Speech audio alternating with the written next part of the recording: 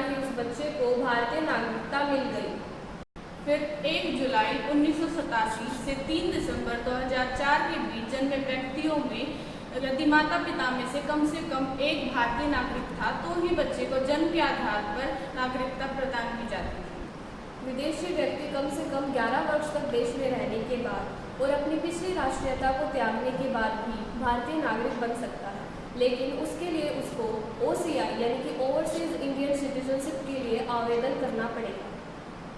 Citizenship act 1955 के तहत कुछ और भी तरीके हैं भारतीय नागरिकता पाने के, परंतु CAA 2019 के तहत इस कानून में कुछ बदलाव किए गए हैं।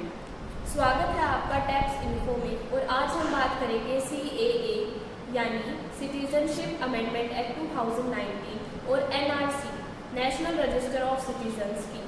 ऐसा अनुमान है कि हमारे पड़ोसी देश पाकिस्तान, अफगानिस्तान और बांग्लादेश में धर्म प्रताड़ना और धर्मांतरण के कारण वहाँ की मिनॉरिटी जैसे हिंदू, ईसाई इत्यादि अवैध तरीके से भारत में घुस आते हैं।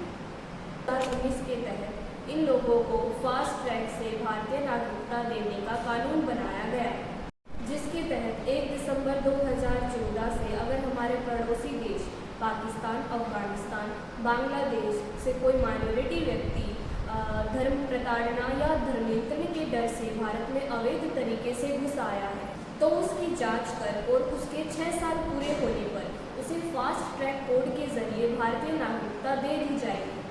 लेकिन ये कानून अफगानिस्तान, पाकिस्तान और बांग्लादेश की मेजॉरिटी यानी मुस्लिम लोगों के लिए और विश्व के अन्य देशों से आए अवैध लोगों के लिए नहीं होगा।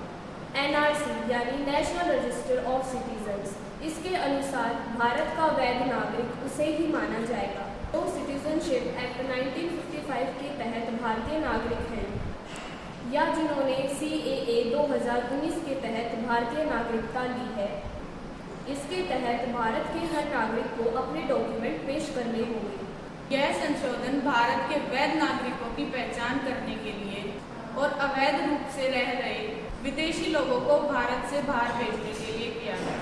यद्यपि CAA और NRC का कुछ लोगों ने और खासकर भारतीय मुसलमानों ने बहिष्कार किया, लेकिन बावजूद इसके असम NRC को लागू करने वाला पहला राज्य बना। धन्यवाद।